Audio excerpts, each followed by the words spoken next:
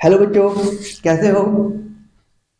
हम लोगों ने पिछली क्लास में रेजिस्टेंस के बारे में पढ़ा।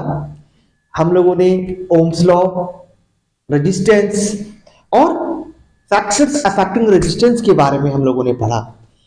आज की इस क्लास में, आज ये हमारे इलेक्ट्रिसिटी की लास्ट क्लास है। इस लास्ट पार्ट में हम लोग आज सीखेंगे combination of resistance, power, electric energy and effect of electric current के बारे में। तो तैयार हो? तो अब स्टार्ट करते हैं हम अपना इलेक्ट्रिसिटी का थर्ड पार्ट। ध्यान से समझते हैं। रेजिस्टेंस में अब मेन हमारे पास आता है combination of resistance. Combination of resistance यानी कि रेजिस्टेंस को हम किस किस तरीके से जोड़ सकते हैं। तो देखो, कॉम्बिनेशन कैसे कैसे बना सकते हो आप। मेन यहां पर दो टाइप के कॉम्बिनेशन यूज होते हैं। एक होता है सीरीज कॉम्बिनेशन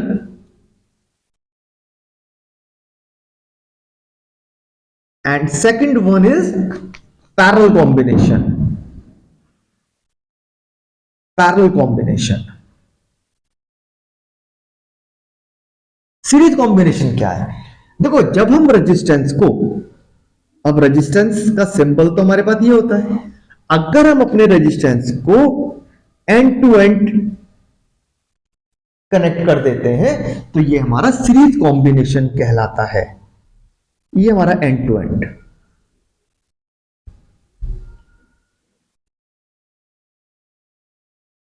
यहां पे हमने 3 रेजिस्टेंस का कॉम्बिनेशन बनाया है, कितने भी हो सकते थे।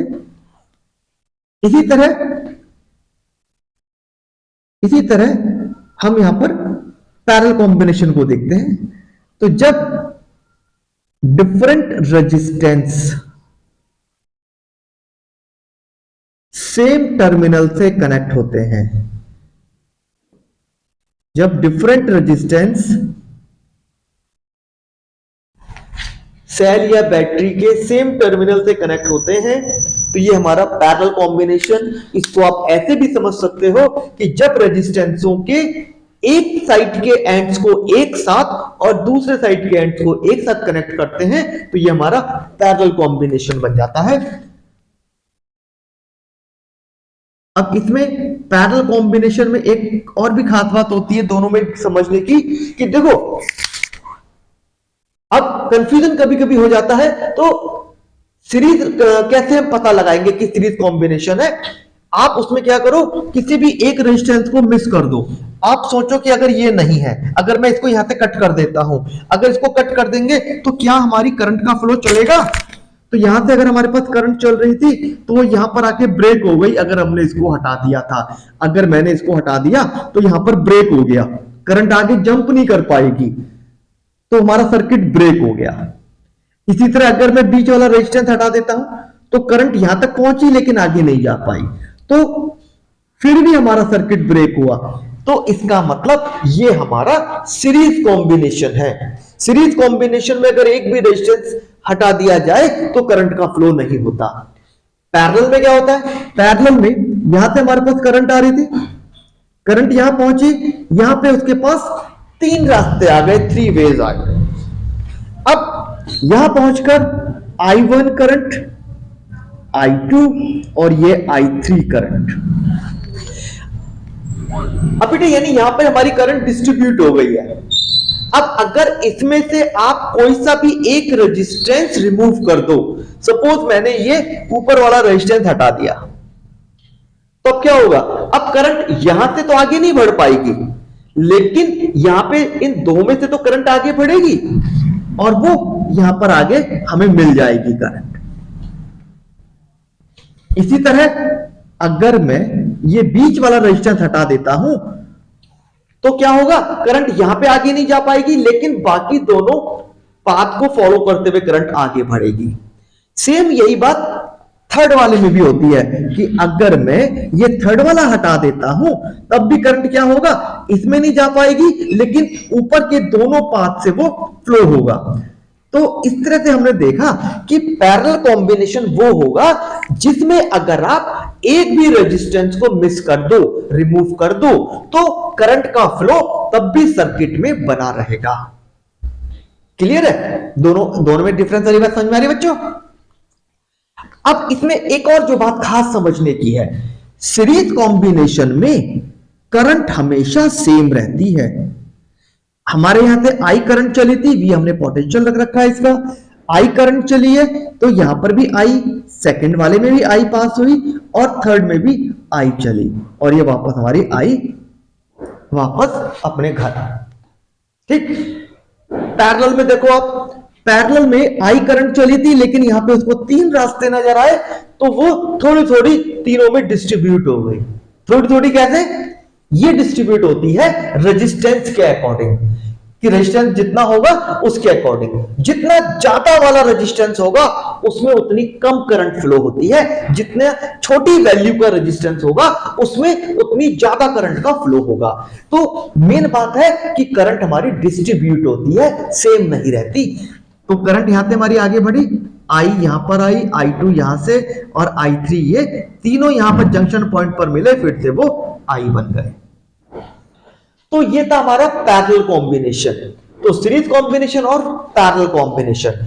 अगर मुझे इन तीन रेजिस्टेंस जो कि सीरीज में है, मुझे अगर इनकी कंबाइंड वैल्यू बतानी हो, मुझे बताना है कि भाई इनका टोटल, इनका रिजल्टेंट रेजिस्टेंस क्या होगा, तो वो कैसे फाइंड करेंगे? सीरीज के केस में R is equal to R1 plus R2 plus R3। हम इनको सीक्वेंस में जोड़ देंगे, हम इनको जोड़ देते हैं, इनका ऐड कर देते हैं, सिंपल ये अलजेब्रिक सम हो जाता है, तो ये इनका रिजल्टेंट वैल्यू आ गई। इसी तरह पैरेलल कॉम्बिनेशन के लिए इसमें हम रेसिप्रोकल करके करते हैं, तो 1 upon R equal 1 upon R1 plus 1 upon R2 plus 1 upon R3। तो ये हमारा पैरेलल कॉम्बिनेशन का रिजल्ट निकालने का तरीका आया। सीरीज कॉम्बिनेशन में इसमें करंट सेम रहती है लेकिन पोटेंशियल हमारा वेरी करता है। इसी तरह पैरेलल वाले में करंट वेरी करती है, करंट हमारी डिस्ट्रीब्यूट हो जाती है लेकिन पोटेंशियल सेम रहता है। यहां पर सबके पास पोटेंशियल सेम रहेगा। दूसरी बात बेटे, जब भी हम कॉम्बिनेशन करते हैं तो रिजल्टेंट वैल्यू, सीरीज में रिजल्टेंट वैल्यू जो इनमें सबसे बड़ा रेजिस्टेंस होगा उससे भी ज्यादा वैल्यू हो जाती है, और पैरेलल में जो वैल्यू सबसे छोटी है तो रिजल्टेंट की वैल्यू उससे भी छोटी हो जाती है। देखो कैसे? अगर हम ये मान के चले कि ये हमारे रेजिस्टेंस R1 1 ओम, R2 2 ओम और R3 3 ओम, ये हमने ले लिया। अब देखो, आप इनको पहले सीरीज कॉम्बिनेशन में देख लो, तो मैं अगर इसको सीरीज में देखता हूं तो सिंपल मेरे को ऐड करना पड़ेगा R1 plus R2 plus R3, तो 1 प्लस 2 प्लस 3 यानी कि 6 ओम। इसी तरह मैं अगर इनको पैरेलल में लेता हूं तो ये हम रेसिप्रोकल के अकॉर्डिंग निकालते हैं, तो 1 अपॉन RP ले लेता हूं मैं इसको पैरेलल के हिसाब से, तो 1 अपॉन 1, 1 अपॉन 2 प्लस 1 अपॉन 3। आपने इनको सॉल्व किया तो ये आएगा हमारे पास, ये 1 अपॉन RP की वैल्यू। देखो इसमें ना ये बहुत बड़ी गलती हो जाती है बच्चों से कभी कभी, कि बच्चे इसी को डायरेक्ट आंसर लिख देते हैं कि ये हमारा आंसर आ गया, पर ये तो रेसिप्रोकल है। तो ये RP आएगा आपके पास 6 अपॉन 11। आप इसको डिवाइड करेंगे तो आपके पास आ जाएगा ये लगभग इतना, तो ये अप्रोक्सीमेट 0.54 ओम आ गया। तो अब आप देखो दोनों रिजल्ट को आप अगर आप देखो कंपेयर करोगे तो सीरीज में रिजल्टेंट की वैल्यू सबसे कम वाले से भी ज्यादा है, सॉरी सबसे ज्यादा वाले से भी ज्यादा है, सबसे ज्यादा से भी ज्यादा। और पैरेलल में रिजल्टेंट की वैल्यू सबसे छोटे वाले से भी कम है। तो पैरेलल में हमेशा रेजिस्टेंस हमारा डिक्रीज हो जाता है, मिनिमाइज हो जाता है, जबकि सीरीज में रेजिस्टेंस हमारा इंक्रीज हो जाता है। तो ये कुछ खास बातें थी सीरीज और पैरेलल कॉम्बिनेशन से रिलेटेड। बेटे बात आती है डोमेस्टिक इलेक्ट्रिक सर्किट की। डोमेस्टिक इलेक्ट्रिक सर्किट मतलब हमारे घरों में जो सर्किट यूज हो रहा है वो कैसा यूज हो रहा है। तो जनरली हमारे घरों में पैरेलल कॉम्बिनेशन का यूज किया जाता है डोमेस्टिक सर्किट की फॉर्म में। हमारे घर में जितने भी अप्लायंसेस यूज हो रहे हैं, आप अपने कमरे में देखो तो जैसे उसमें ट्यूबलाइट लगी है, बल्ब लगे हैं, फैन है और ऑन ऑफ स्विच भी है, 3 पिन स्विच भी है। तो ये सब की सब देखने में तो हमें लगता है कि वो सब सीरीज में है, लेकिन वो पैरेलल में होते हैं। ये सब पैरेलल कॉम्बिनेशन में। तो किस तरह से होता है वो वाली बात मैं बताता हूं। तो जैसे ये एक कमरे का हम दिखा रहे हैं कि जो 2 वायर हमारे मेन, ये एक हमारे कमरे का है, बाहर से ये 2 वायर आ रहे हैं और ये वायर दूसरे कमरे के लिए जा रहे हैं, और ये हमारा एक कमरे का मैं ये लेआउट शो कर रहा हूं। 2 वायर आ रहे हैं, एक लाइव होता है और एक होता है न्यूट्रल। अब इसमें हमने क्या क्या चीज ले रखी है, तो देखो जैसे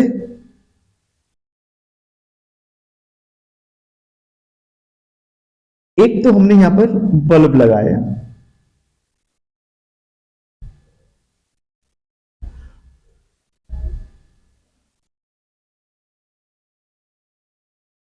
एक हमने ये 3 पिन लगा लिया, एक आपने फैन का ले लिया,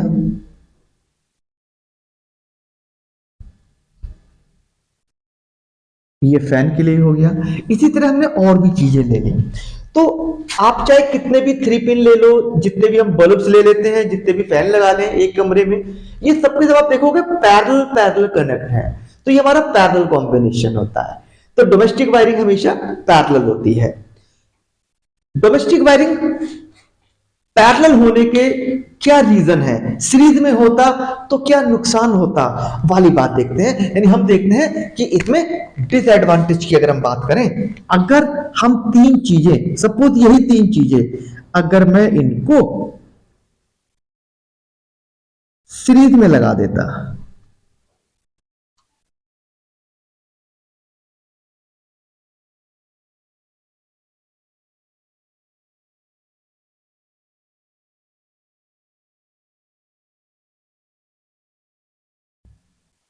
ऐसे, ये अगर हमारा ऐसे चल रहा होता, सीरीज में होता, तो क्या नुकसान था।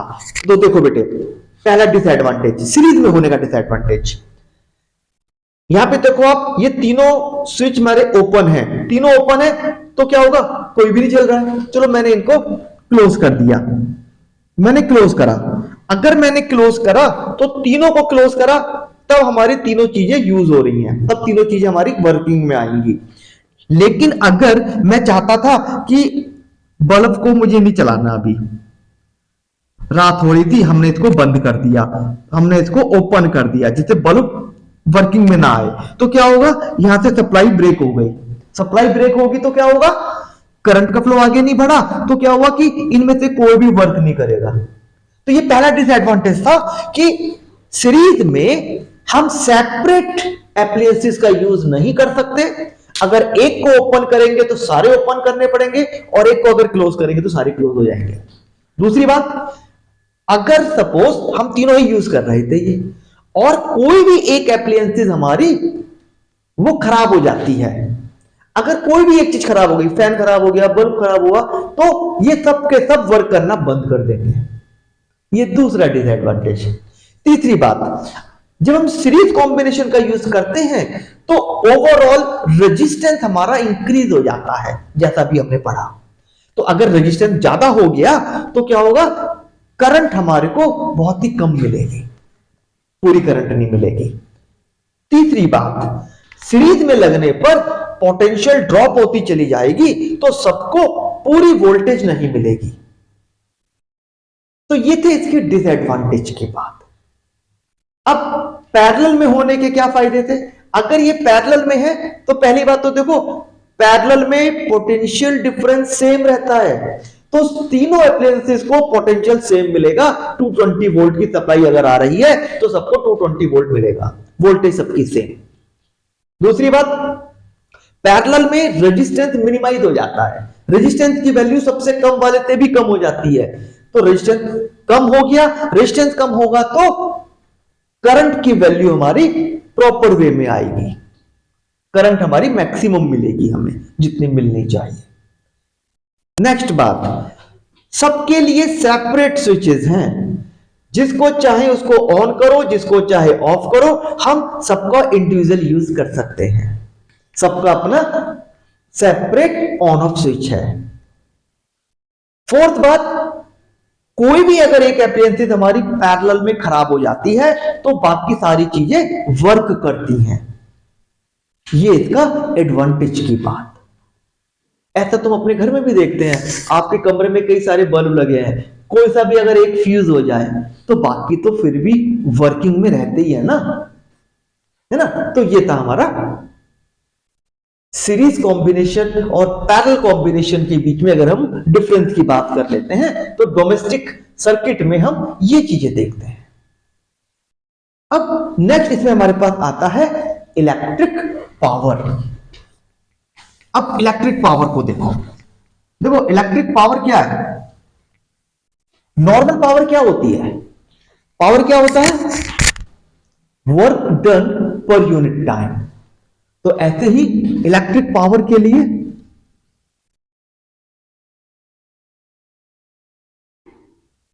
इलेक्ट्रिक पावर क्या होगा, इलेक्ट्रिक वर्क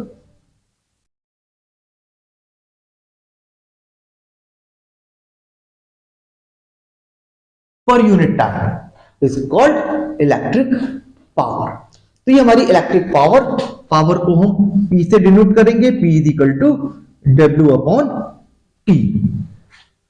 और वर्क के लिए तो देखो हमने पोटेंशियल वाले में एक बात पढ़ी थी कि V इज इक्वल टू होता था, पोटेंशियल होता था work done per unit charge. तो यहां से आप अगर वर्क को निकालोगे तो V इंटू Q आ जाता है,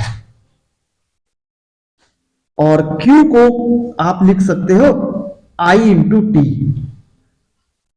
तो पावर का हमारे पास फॉर्मूला आ जाता है V I T upon T, T से T कैंसिल, तो P is equal to V into I। तो ये हमारे पास पावर का फॉर्मूला आ गया, ठीक है। तो ये हमारी इलेक्ट्रिक पावर होती है, इलेक्ट्रिक पावर। अब देखो पावर का तो हमारे पास फॉर्मूला से आ ही गया। अब चूंकि आपको पता है कि V इज इक्वल टू होता है I इंटू आर, तो मैं अगर V की जगह पर I इंटू आर अप्लाई करूं, I इंटू आर, तो हो जाएगा I स्क्वायर आर। इसी तरह अगर I की जगह पर आप V अपॉन आर लिखोगे, I की जगह V अपॉन आर, तो हो जाएगा V स्क्वायर अपॉन आर। तो ये हमारे पास पावर के ये दो फॉर्मूले और आ जाते हैं, ये पावर के फॉर्मूले। अब आता है इसकी यूनिट, इनकी SI unit, SI unit of power, of electric power. तो देखो पावर का फॉर्मूला है W अपॉन T। W यानी वर्क, वर्क को हम लेते हैं जूल में और टाइम को लेते हैं सेकंड में। तो जूल पर सेकंड ये इसकी यूनिट, जूल पर सेकंड को हम वॉट बोल देते हैं, वॉट। तो ऐसा unit of electric power is joule पर सेकंड और वॉट, वॉट भी बोल सकते हो। इलेक्ट्रिक पावर के लिए कुछ और भी यूनिट हम यूज कर लेते हैं, जैसे कि किलोवाट। तो किलोवाट का मतलब होता है 1000 वॉट, जैसे मेगावाट मतलब 10 की पावर 6 वॉट। एक बहुत कॉमन है वो होता है horse power, horse power. Horse power को आप HP की फॉर्म में देखते हो, तो HP, तो 1 HP होते हैं 746 वॉट। तो ये ऐसा यूनिट, ये हमारी डिफरेंट यूनिट्स की बात आई पावर के केस में। अब देखो, अगर हमारे पास कोई बल्ब है और उस पर लिखा है सपोज 60 वॉट 220 वोल्ट, ऐसा आप अपने घर में कोई भी इलेक्ट्रिकल अप्लायंसेस उठा के देख सकते हो, तो उसपे इस टाइप की कुछ ना कुछ मार्किंग होती है, 60 वॉट या 20 वॉट या 10 वॉट, कुछ भी, है ना। तो इसका क्या मतलब है, एक क्वेश्चन आ जाता है कि व्हाट डज इट्स मीन। तो क्या मतलब है इसका? मतलब ये हुआ कि अगर हम इस बल्ब को 220 वोल्ट की सप्लाई पर चलाते हैं तो वो 1 सेकंड में 60 जूल एनर्जी कंज्यूम करता है। ठीक है, तो देखो 60 वॉट, वॉट का क्या मतलब था? जूल पर सेकंड, ठीक है ना, जूल पर सेकंड। तो 60 जूल पर सेकंड, तो 1 सेकंड में 60 जूल एनर्जी कंज्यूम कर रहा है if we use it 220 volt supply. तो 220 वोल्ट सप्लाई पे अगर आप वर्क करते हो तो 60 जूल पर सेकंड एनर्जी वो कंज्यूम करेगा। अब बात आती है इलेक्ट्रिक एनर्जी की। तो इलेक्ट्रिक एनर्जी क्या है? देखो, सर्किट में जब करंट का फ्लो होता है तो करंट को फ्लो होने में, करंट को मूव करने में कुछ वर्क करना पड़ता है। तो जो टोटल वर्क करना पड़ा करंट को फ्लो होने में वो इलेक्ट्रिक एनर्जी थी। तो इलेक्ट्रिक एनर्जी, अब इलेक्ट्रिक एनर्जी को हम कैसे फाइंड करेंगे? तो पावर का हमारे पास क्या फॉर्मूला था? W upon T. Electrical power के लिए क्या था? Electric work upon time. तो ये जो इलेक्ट्रिक वर्क हुआ ये एनर्जी की फॉर्म में वहां पे स्टोर हुआ। तो पावर को आप, तो electric power is equal to electric energy per unit time. Work जो है वो एनर्जी की फॉर्म में वहां पे स्टोर हो जाता है, तो वर्क और एनर्जी इक्विवेलेंट है, तो power is equal to energy upon time. तो अगर हमें एनर्जी फाइंड करनी हो, इलेक्ट्रिक एनर्जी अगर निकालनी है, तो electric energy is equal to power into time. ये हमारा जूल में आएगा। कभी कभी देखो, याली यूनिट तो बड़ी छोटी यूनिट है, जब हम कमर्शियल पर्पस के लिए यूज करते हैं, कमर्शियली पर्पस, जैसे मानो घर में कितनी इलेक्ट्रिसिटी हमारी यूज हो रही है, हमें उसको फाइंड करना है, तो ये एक लार्ज स्केल की बात हो जाती है। तो उसमें हम इसके लिए बड़ी यूनिट का यूज करते हैं। तो जो हमारी कमर्शियल यूनिट है वो आती है हमारे पास kilo watt hour, kilo watt hour, इसको लिखते हैं इस तरह से। तो 1 kilowatt hour equivalent 3.6 into 10⁶ joule, यानी कि 36 लाख जूल। तो 36 lakh joule equivalent to 1 kilowatt hour. और हाँ, किलोवाट आवर को बेटे यूनिट भी बोलते हैं। यूनिट, यूनिट क्या? जैसे कि घर पे कभी कभी तुमने देखा होगा कि जब इलेक्ट्रिसिटी का बिल आता है घर पे, तो हम ये देखते हैं कि इस मंथ हमने कितने यूनिट यूज करी। ऐसी बात हो जाती है अक्सर घर में कि इस बार इतने यूनिट यूज हुई। तो ये यूनिट का मतलब किलोवाट आवर है। तो ये हमारा किलोवाट आवर की बात। तो यहां तक तो कुछ कंफ्यूजन नहीं होगा।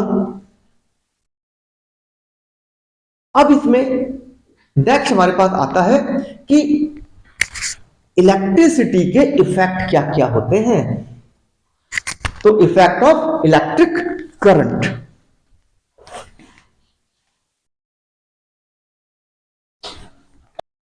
Effect of electric current, electric current के मेन 3 हमारे इफेक्ट हैं। First, heating effect,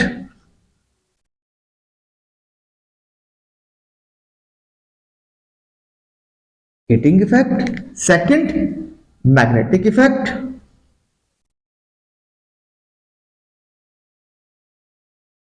and third chemical effect.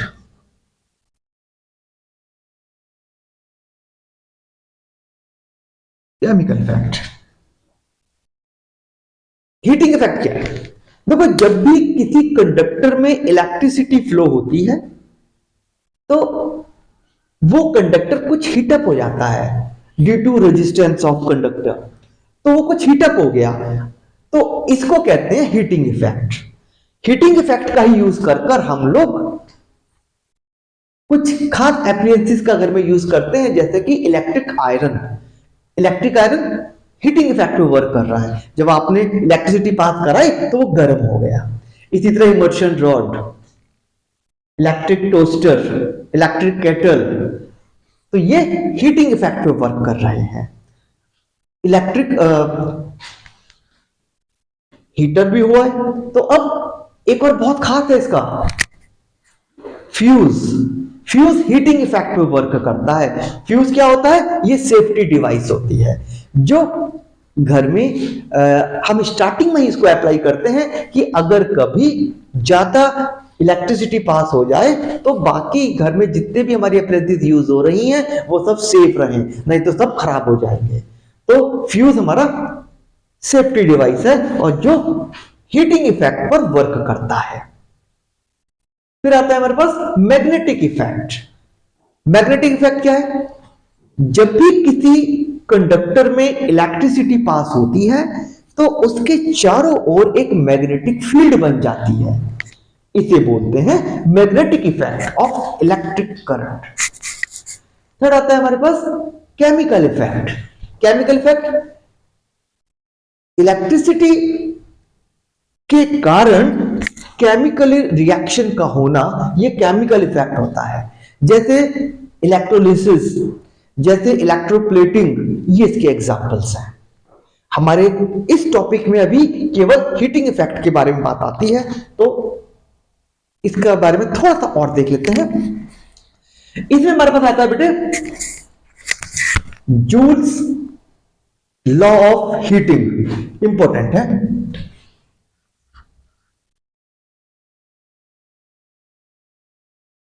Joules law of heating.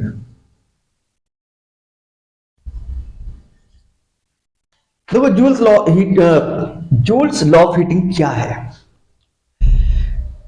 देखो जूल ने हीटिंग इफेक्ट को लेके बताया कि अभी देखो हमने पढ़ा था कि जब भी किसी कंडक्टर में इलेक्ट्रिसिटी पास होगी तो ये हीटअप हो जाता है, ये गर्म हो जाता है। तो कितनी हीट प्रोड्यूस होगी, इससे रिलेटेड हमारा ये जूल्स का हीटिंग लॉ है। तो जूल ने क्या बताया कि heat produced in a conductor is directly proportional to square of current and is directly proportional to resistance and directly proportional to time taken। बोलोगे तो जूल्स लॉ ऑफ हीटिंग क्या है? जूल्स ने यह बताया कि जब किसी कंडक्टर में इलेक्ट्रिसिटी पास करते हैं तो वो हीटअप हो जाता है, तो ये हीट कितनी प्रोड्यूस होगी, उसके लिए इन्होंने बताया कि heat produce in a conductor is directly proportional to square of current. यानी जितनी ज्यादा आप करंट दे रहे हो उतना ज्यादा वो हीट प्रोड्यूस करेगा। इसी तरह heat produce is directly proportional to resistance and directly proportional to time taken.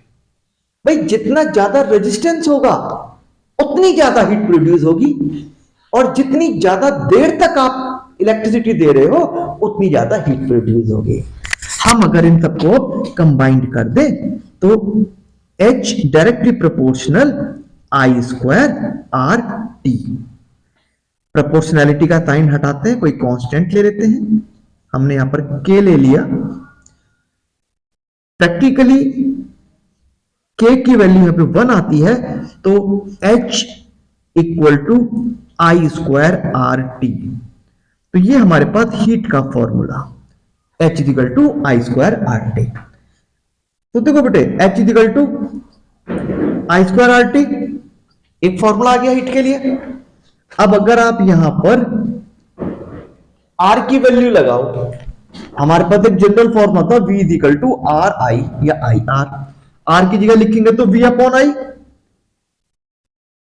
V upon I, I से एक आई कैंसिल, तो V आई टी, ये हीट का फॉर्मूला। अगर आर आई की जगह पर आप तो V अपॉन आर लिखोगे, V अपॉन आर, तो ये हो जाएगा V square upon R T. तो ये हीट के हमारे पास 3 फॉर्मूले हमारे पास बन जाते हैं। तो बेटा ये था हमारा इलेक्ट्रिसिटी का पूरा चैप्टर, पूरा समझ में आ गया होगा। फिर भी अगर कोई डाउट होगा तो आप कमेंट बॉक्स में अपनी क्वेरीज को लिख के भेज सकते हैं। जितना जल्दी होगा मैं उसका सॉल्यूशन आपको बताऊंगा, और कोई और चीज आपको अगर समझनी होगी तो मैं उसका भी वीडियो बना के आपको शेयर करूंगा। इसमें अब हम लोग जल्दी ही मिलते हैं नेक्स्ट टॉपिक में। तब तक इसकी तैयारी करो। बेस्ट ऑफ लक बेटा। अगर आप चाहते हो कि आपको हमारे हर वीडियो की अपडेशन मिलती रहे, जब भी हम कोई नई वीडियो डालें उसके बारे में आपको पता चलता रहे, तो इस वीडियो को लाइक करें, सब्सक्राइब करें, जिससे कि आपको लेटेस्ट वीडियोस के बारे में भी पता चलता रहे।